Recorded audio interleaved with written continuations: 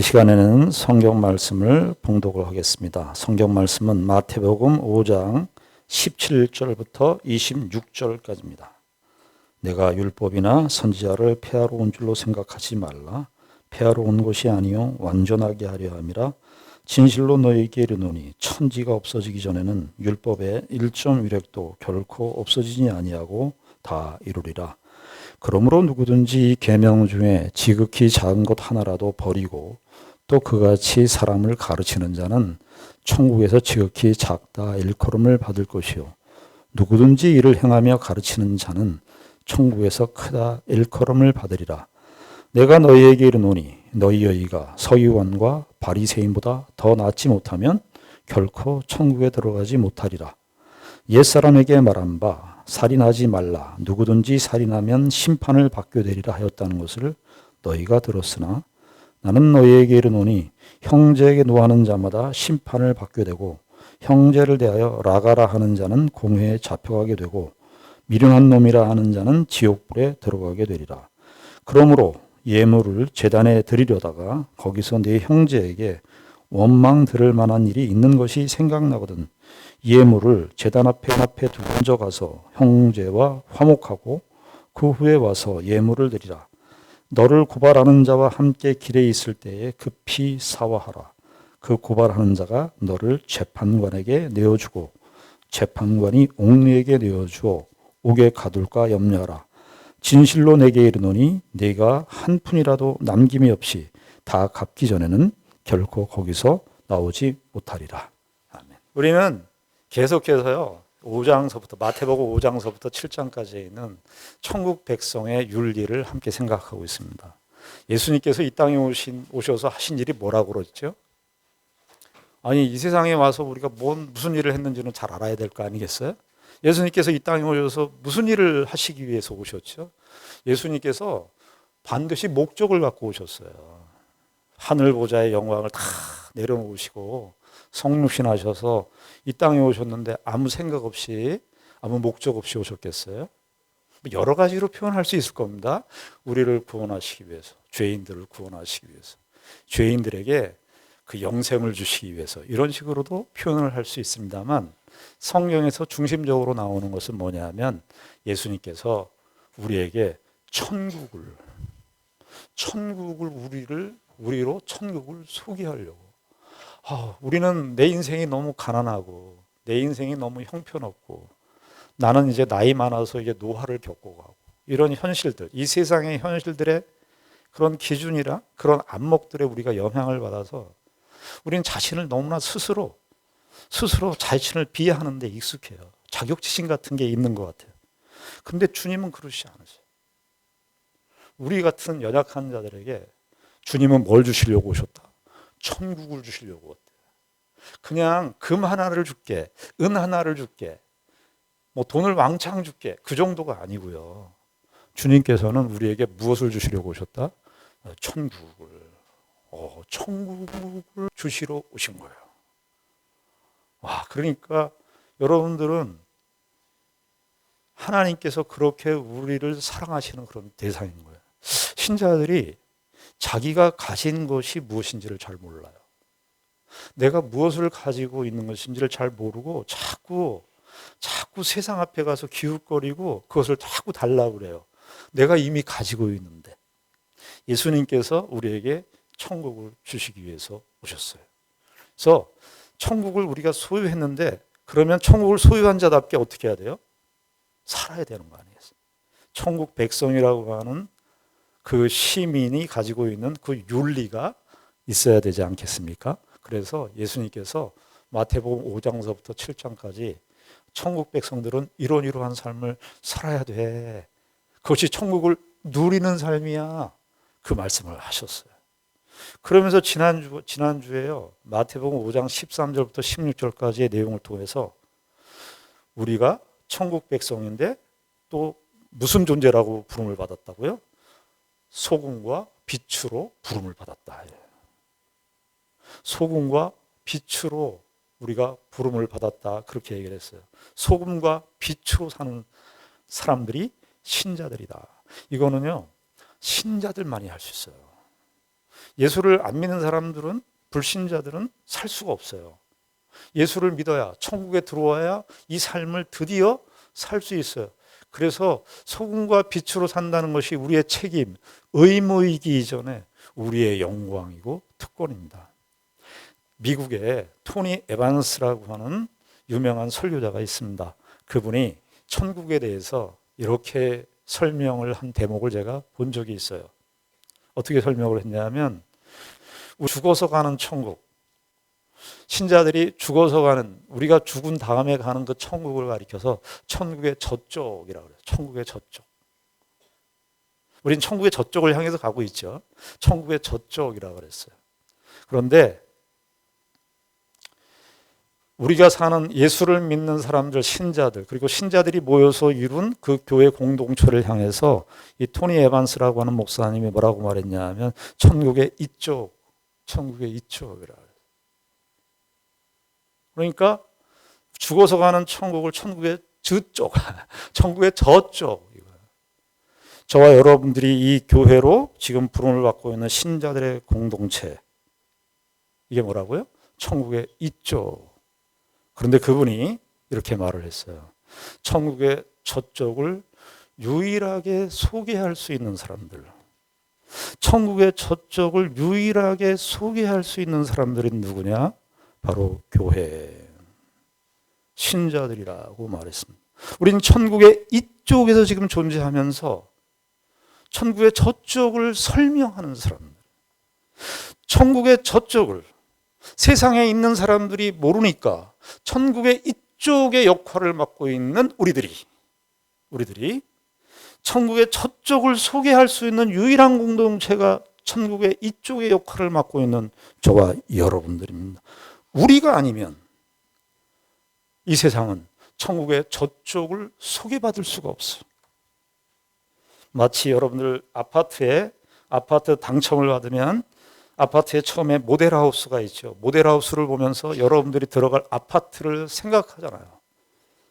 마치 교회 그리고 신자들의 삶 전체는 이 땅에서 세상을 향하여 모델하우스처럼 궁극적으로 가야 할 그 원형인 천국의 원형을 보여주는 모델하우스처럼 천국의 저쪽을 유일하게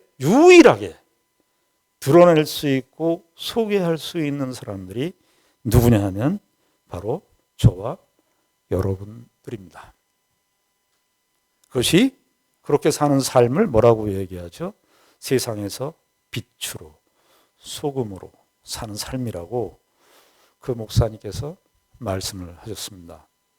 천국의 이쪽으로 저와 여러분들은 살고 있는 것이죠.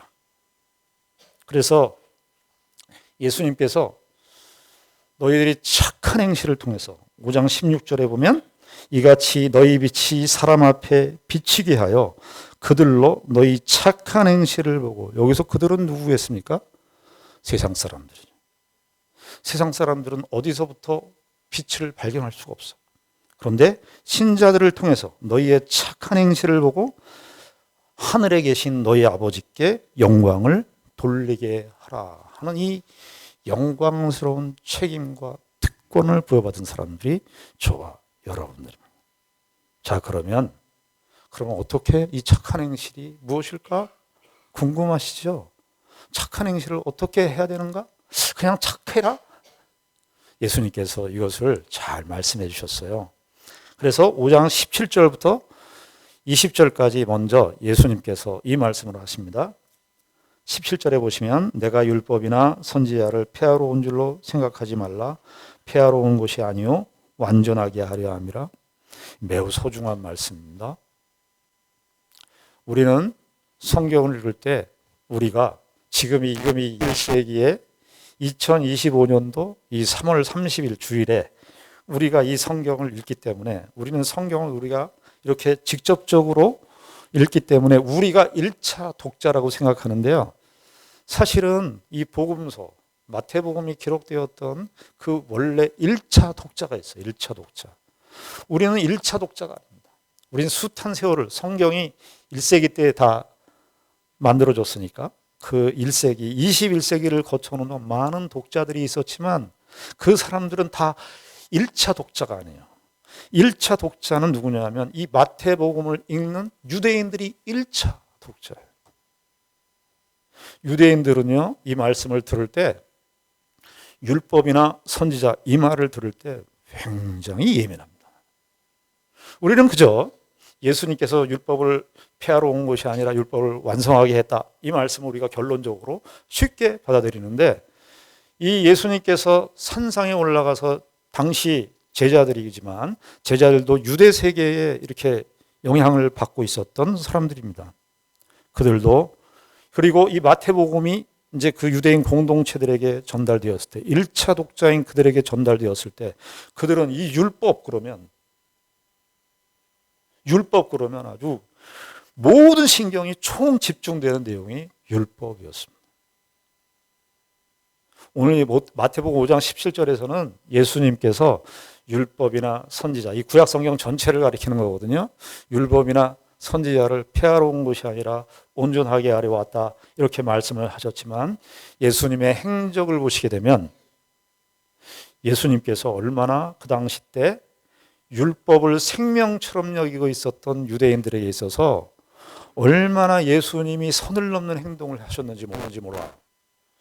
여러분, 마태복음이나 또 요한복음에 보게 되면 예수님께서 손 마른 사람을 고친 적이 있어요. 회당에서 손 마른 사람을 고쳤는데 그때 고친 때가 언제냐면 안식일 날이었습니다.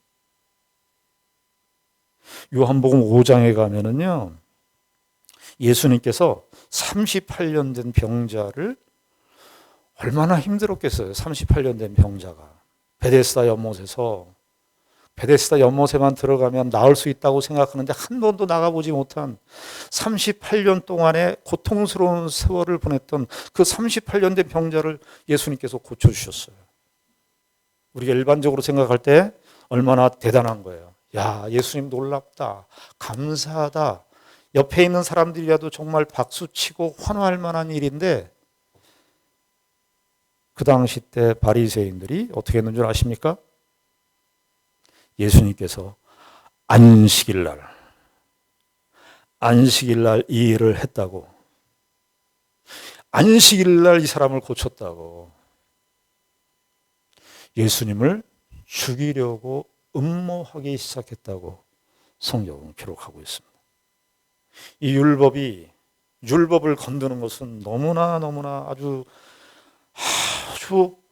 복잡한, 이스라엘 사회에서, 유대 사회에서는 아주 건들기 어려운 그런 주제였는데요, 예수님께서는 이것을 이야기해야만 했어요. 왜 그런 줄 아십니까? 유대인들이 구약을 사랑했고 율법을 사랑했습니다. 좋아했습니다. 그런데 그들의 율법의 해석이 참다운 율법의 정신을 살리지 못한 것. 그래서 예수님께서 여기 내가 율법이나 선지자를 폐하러 온 줄로 생각하지 말라, 그 다음 말이 뭐죠? 율법을 완전하게 하려 했다. 그러니까 예수님께서 이 율법을 율법의 정신을 온전히 살리기 위해서 예수님께서 지금 이 말씀을 하고 계신 것이라고 얘기하고 있는 것입니다. 자, 그래서 5장 20절을 보시게 되면, 자, 내가 너희에게 이르노니 너희의 의가 서기관과 바리새인보다 더 낫지 못하면 결코 천국에 들어가지 못하리라, 이렇게 말씀하십니다. 예수님께서는 왜 서기관과 바리새인들을 거론하셨을까요? 죄송합니다. 질문을 해서 죄송합니다. 서기관과 바리새인들은 뭐냐 하면, 서기관은 뭐 하는 사람이냐 하면 성경의 율법을 필사하는 사람이에요. 그 당시 때는 인쇄술이 발달되지 않아서요, 사람들이 다 모든 중요한 문서들은 필사를 했어요. 요즘에도 성경을 필사하시는 분들 많이 계시더라고요. 기독교 서점에 가니까 성경을 필사하고, 마태복음 필사했다. 필사하는 거 좋습니다. 근데 이 서기관들은 스크라이버라 해서 뭐 하는 사람들이냐면 성경을, 그 당시 때 율법을 필사했던 사람들이에요. 그러니까 얼마나 율법에 능통한 사람이겠습니까? 서기관들은 뭐 하는 사람들이냐면 이 율법을 가지고 대중들에게 가르쳤던 사람들이에요. 그러니까 예수님이 이 말씀을 하셨을 때 율법과 선지자, 이 말씀을 하셨을 때 율법을 필사하고 그리고 율법을 가르쳤던 서기관과 바리새인들이 율법을 잘못 가르치고 있었던 거예요. 그래서 마태복음 23장에 보면 예수님께서 뭐라고 그러냐면 서기관과 바리새인들이 모세의 자리에 앉았다. 모세의 자리에 앉아서 율법을 잘못 해석하고 있었던 거예요. 그래서 예수님께서 이 말씀을 하시면서 내가 너희에게 이르노니 너희 의가 서기관과 바리새인보다 낫지 못하면 결코 천국에 들어가지 못할 것이다. 이렇게 말씀을 했어. 우리에게 너무나 충격적인 말씀이에요. 왜 충격이죠? 천국에 들어가지 못한다는 거야. 누구보다 낫지 못하면. 서기관과 바리새인보다 낫지 못하면. 여러분 이거 얼마나 충격적인 말씀인지 아십니까? 왜냐하면 그 당시 때 이 1차 이 편지를 이 예수님의 말씀을 듣는 1차 그 청중들이나 복음서를 받는 마태복음서를 받는 이 유대인들에게 있어서 서기관과 바리새인의 의를 더 능가한다고 생각하는 사람들은 없었습니다.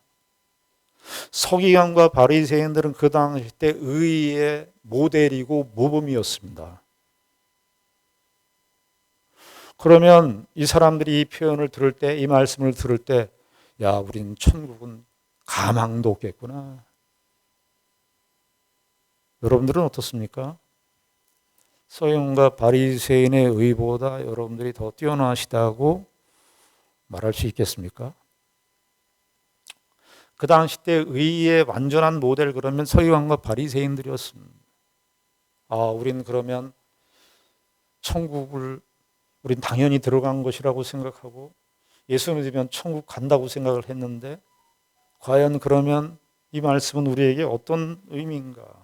그것을 알기 위해서는 서기관과 바리새인의 의의가 무엇인지를 알아야 되죠. 그렇죠? 서기관과 바리새인의 의의가 무엇인지 우리가 주일날 이 짧은 시간에 그것을 다 살펴볼 수는 없지만 마태복음 자체 내에서 이야기하는 서기관과 바리새인의 의의가 뭔 줄을 우리가 좀 살펴봐야 합니다. 6장 1절을 보시겠습니다. 6장 1절. 6장 1절에 보면 서기관과 바리새인들은 여기 표현이 안 나와 있지만 서기관과 바리새인들을 염두에 두고 서기관과 바리새인의 의의를 염두에 두고 말씀하신 내용인데 6장 1절에 보면 이렇게 되어 있죠. 사람에게 보이려고 그들 앞에서 너희 의를 뭐래요? 행하지 않도록 주의하라. 서기관과 바리새인들의 의를 예수님의 정체를 밝히시는데 그들의 의의 근거가 뭐라는 거죠? 누구에게 보이려고 했다는 거야? 사람에게 보이려고. 그 다음에 나오는 내용은 기도, 구제, 금식인데 기도, 구제, 금식 이거 얼마나 대단한 신앙적인 행위 아닙니까? 그런데 누구에게 보이려고 했다는 거예요? 사람에게 보이려고 하는 행동이었다는 거예요. 그들의 의의 출발점은 뭐라는 겁니까? 사람에게 보이려고. 의의 동기는 뭐라고요? 사람에게 보이려고. 우리도 사실은 신앙생활에 이러한 오류와 왜곡들이 우리 안에도 있습니다. 내가 기도 열심히 해서 내가 신앙생활 성경 열심히 읽으면 내가 신앙이 있는 사람처럼 보이고 싶은 거예요. 지금 이 의의가 바로 그런 의의라고 얘기하는 거예요. 사람들에게 보이려고 기도, 구제, 금식 얼마나 대단한 행동입니까? 그런데 기도가 무슨 내용으로 사용될 수 있다? 나를 드러내는 내가 신앙이 괜찮다는 것으로 사용될 수 있다는 것을 예수님께서 말씀하고 계시는 거예요. 마태복음 15장을 한번 가보겠습니다. 바리새인과 서기관의 의의가 바로 이런 의인데 15장 1절부터 보겠습니다. 15장 1절. 15장 1절에 보시면 이렇게 쭉 읽겠습니다. 15장 1절부터 11절까지 쭉 읽겠습니다. 여러분들이 좀 따라와 보시길 바랍니다. 그때에 바리새인과 서기관들이 예루살렘으로부터 예수께 나와 이르되, 여기 바리새인과 서기관 등장하죠. 2절에 보니까 당신의 제자들이 어찌하여 장로들의 전통을 범하나이까 떡 먹을 때에 손을 씻지 아니하나이다.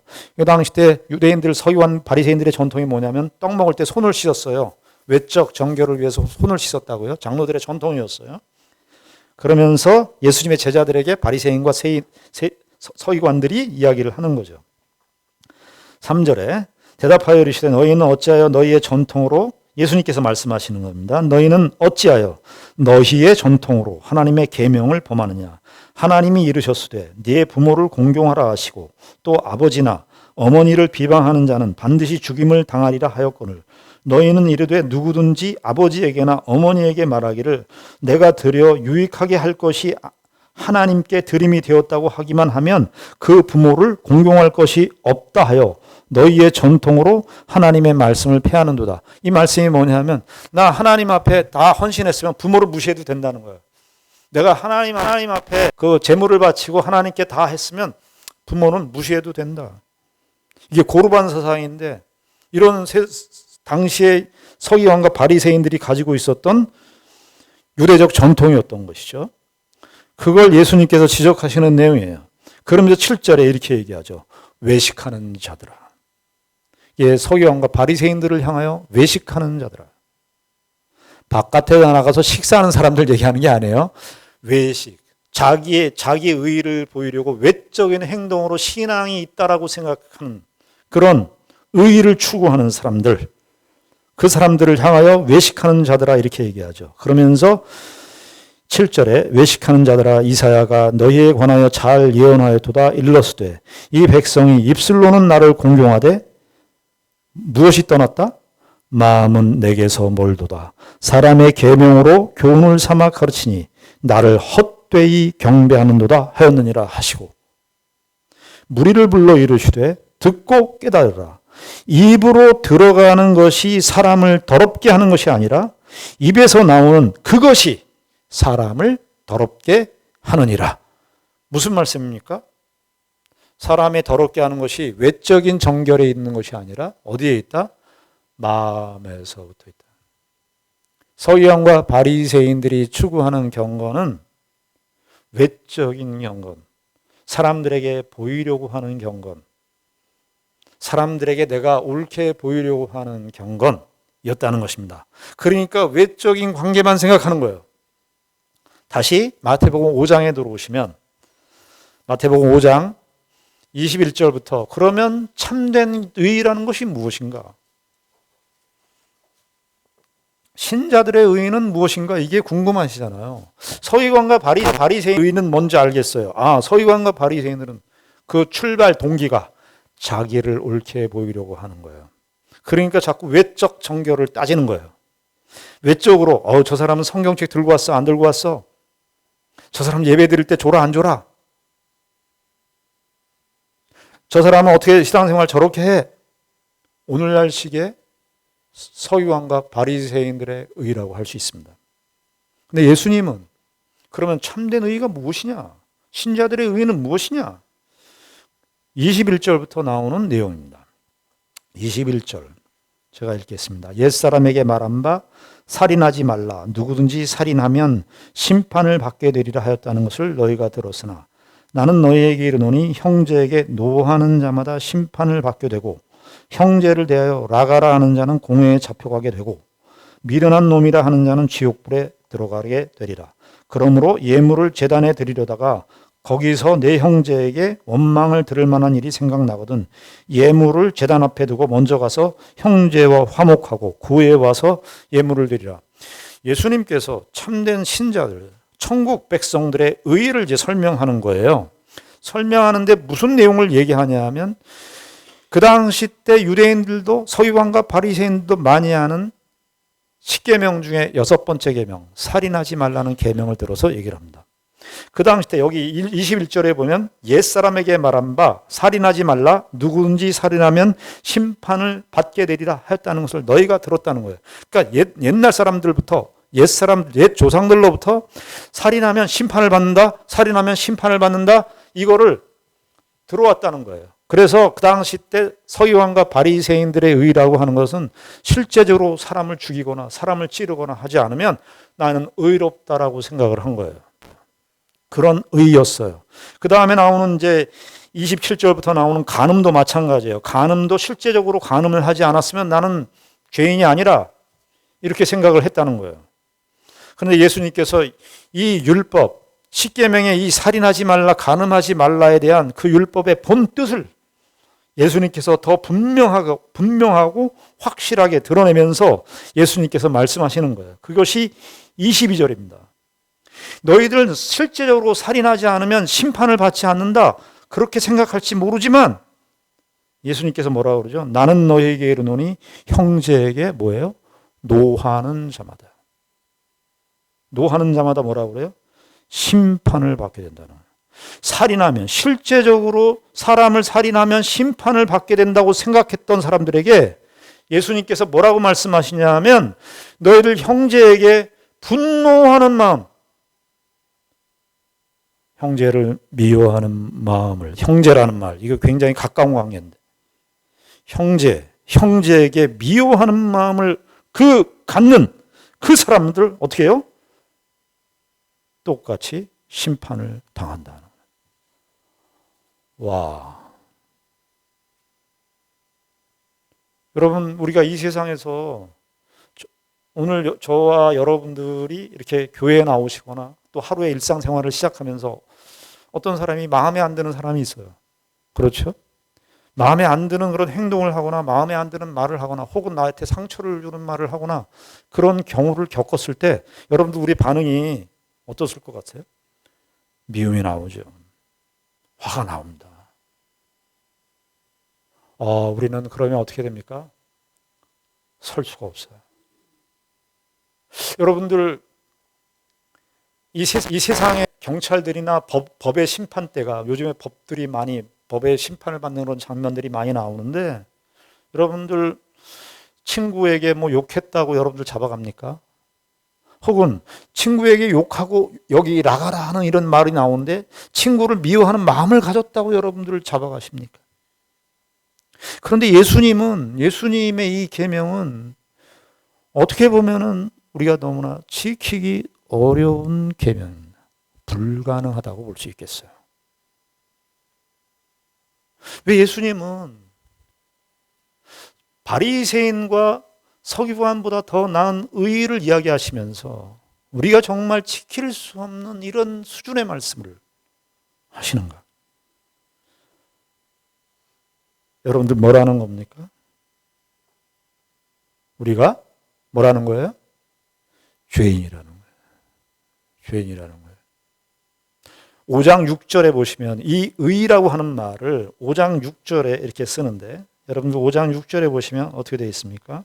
우리가 팔복에 있는 말씀을 생각할 때 이 말씀을 다루었는데 5장 6절에 보면 의에 줄이고 목마른 자는 복이 있나니에요. 의가 있다는 거예요, 없다는 거예요? 우리가 의가 있다는 거예요, 없다는 거예요? 의에 줄인다는 것은 의가 없다는 거예요.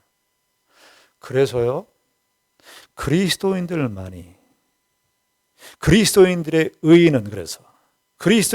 의는 우리의 자생적인 노력, 서기관과 바리새인의 자생적인 어떤 차별화된 의, 그것으로 내 노력과 내 성실성과 도덕성으로 나오는 그런 의가 아니라 어떤 의라는 거예요? 받는 의예요, 받는 의. 그리스도께서 우리에게 주시는 그 의.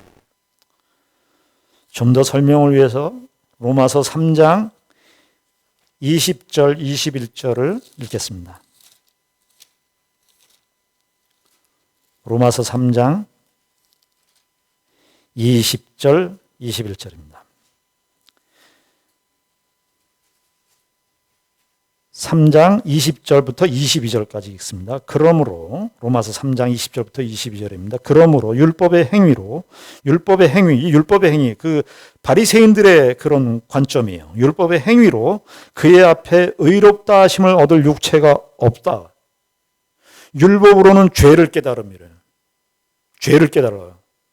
율법으로는 의롭다 하심을 얻을 육체가 없어요. 21절. 이제는 율법 외에 하나님의 한 의가 나타났으니, 여기 또 나오죠? 율법과 선지자들에게 증거를 받은 것이라. 율법과 선지자, 아까 뭐라 그랬죠?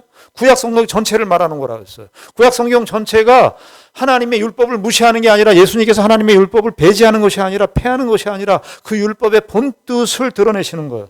여기도 그런 같은 맥락으로 율법과 선지자들에게 증거를 받은 것이에요. 22절. 곧 예수 그리스도를 믿음으로 말미암아 모든 믿는 자에게 미치는 하나님의 뭐라고요? 의예요. 차별이 없어요. 차별이 없어요.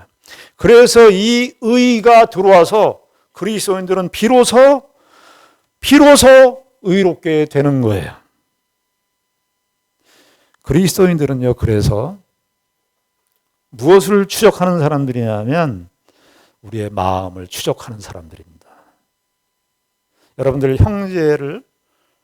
형제에게 대해 화낼 때 무엇이 작동되는 줄 아십니까? 판단이 작동돼요. 내 판단이 작동되는 겁니다. 그래서 마태복음 5장 21절에 심판받는다는 말이, 그 말이 들어오는 거예요. 형제에게 화를 냈다는 것은 이미 내 마음에 형제에 대한 뭐가 들어와 있다는 거예요? 판단이 들어온 거예요. 그래서 심판을 받는다는 거예요. 그래서요, 이 판단이라는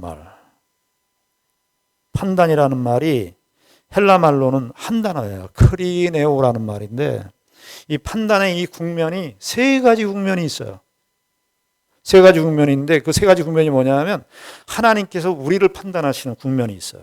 그게 뭐냐면 하나님께서 우리를 심판하시는 거예요. 하나님께서 우리를 판단하세요. 구약 성경에 보면 여호와를 가리켜 재판장이라고 그래요. 모든 인류가, 우리가 선악간에 우리가 죽고 나서도 안 믿는 사람들 다 부활할 거예요. 부활하고 나서 그때 영적인 부활, 육적인 부활, 그 지옥과 천국을 나누는 최종적인 판단이 그때 이루어질 거예요. 하나님께서 우리에게 심판하시고 판단하는 이 국면이 있어요. 또 하나의 국면이 뭐냐면 사람이 사람끼리 판단하는 거야. 사람이 사람끼리 판단하는 이 국면이 있어요. 마태복음 7장에 보면 비판을 받지 아니하라고. 이것도 다 크리네오인데, 비판이라고 하는 이 판단이 거기서 나오는 거예요. 형제가 형제를 판단하는 거예요.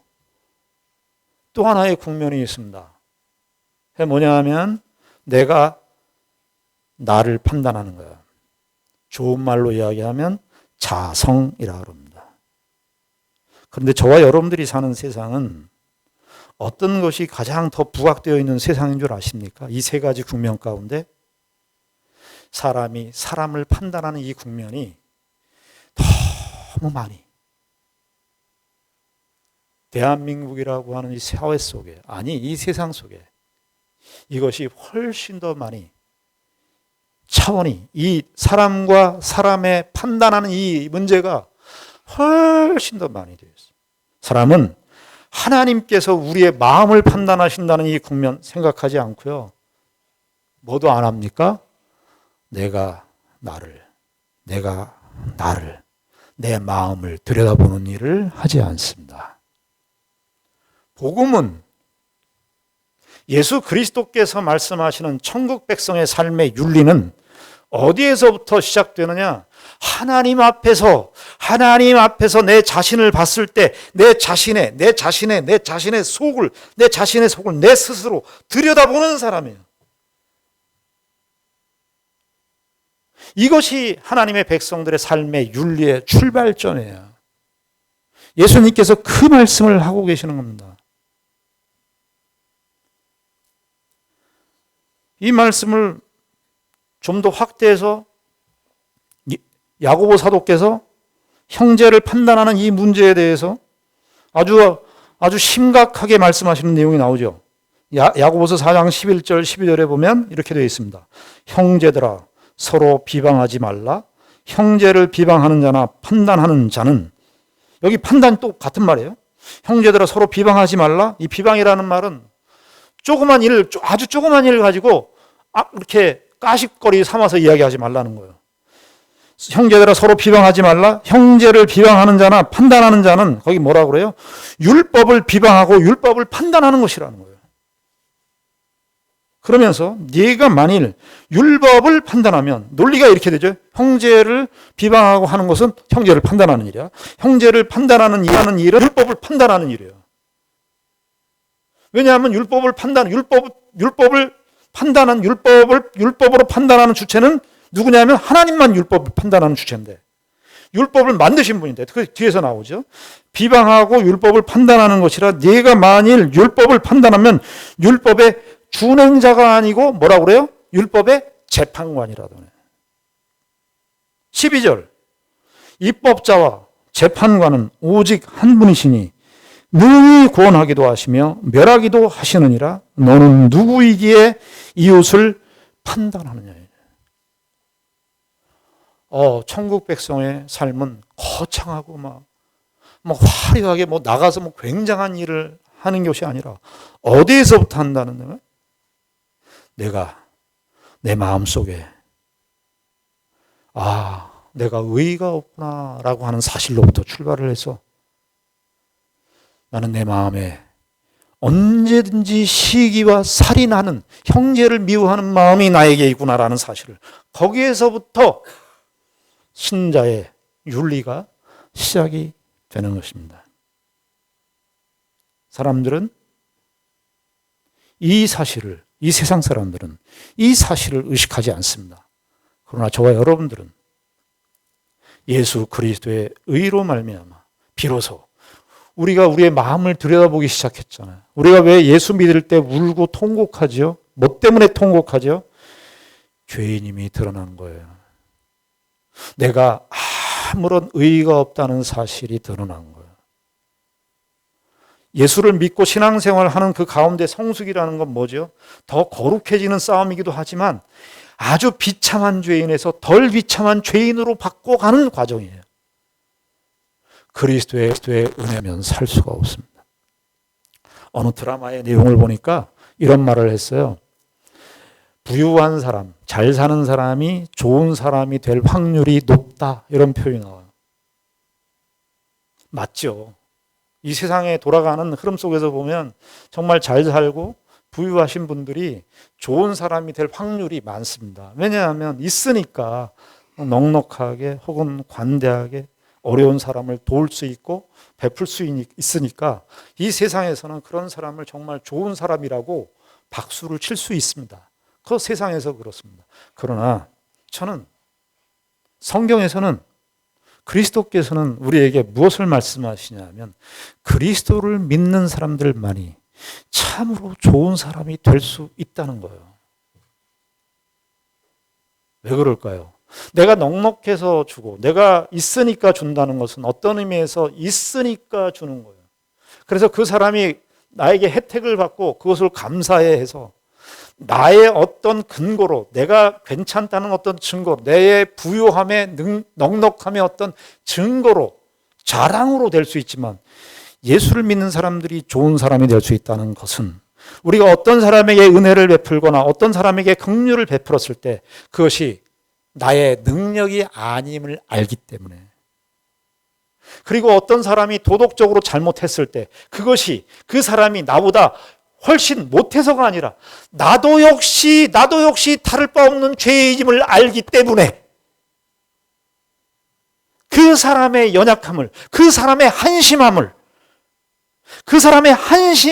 비난할 수 있는 자리에서, 비판하고 판단할 수 있는 자리에서, 그 지점에서 아니 나도 그렇다고, 나도 여지없이 당신과 다를 바 없는 죄인이라를 인식하기 때문에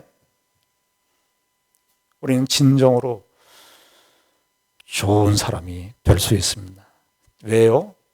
자랑할 수가 없기 때문에 그렇습니다. 예수를 믿는 서기관과 바리새인보다 나은 의인은 뭐냐 하면 더 도덕성이 뛰어나고 더 도덕성이 탁월한 게 아니라 그리스도의 은혜, 그리스도의 의의 은혜를 받아서 내가 어떤 사람이나 어떤 상황을 대할 때 나 잘했지? 나 괜찮지? 나 얼마나 괜찮은 사람이지? 이건 바리새인, 이건 서기관. 우리는 나는 당신보다 내가 훨씬 더 죄인. 그래서 넘어갈 수 있는 사람들이, 유일하게 넘어갈 수 있는 사람들이 그리스도인들이기 때문에 저는 그리스도인들만이 참으로 진정한 의미에서 좋은 사람일 수 있다는 거예요. 우리는요, 이 세상에서 넉넉한 사람들이 줘서 내가 있으니까 넉넉한 거가 아니라 우리는 재물도 어떻게 생각하게 되어 있어요? 우리는 하나님께서 다 주신 것으로 생각하게 되어 있는 사람입니다. 우리가 혹시 재물을 나눠주고 물질을 나눠준다고 해도 우리는 자랑할 수 없는 것은 다 하나님께로부터 받았기 때문입니다. 하나님께로부터 받은 거 준 것이니까 내가 자랑을 할 수가 없죠. 모든 것이 다 하나님의 것이니까.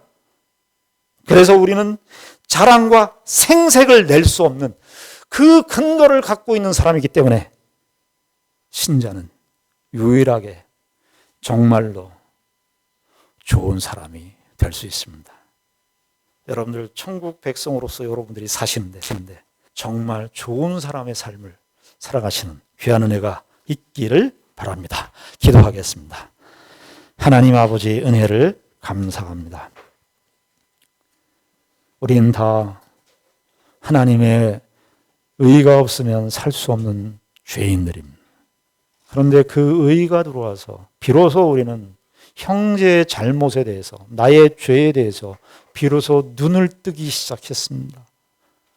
아버지 하나님, 우리는 형제를 판단하는 자리에 있지 않는 존재라는 사실을 더 분명하게 기억하게 하시고, 우리가 만나는 사람들, 우리가 만나는 그런 모든 사건들 속에서 참으로 그리스도의 의로운 열매가 우리 가운데 드러날 수 있도록 주님 축복하여 주시옵소서.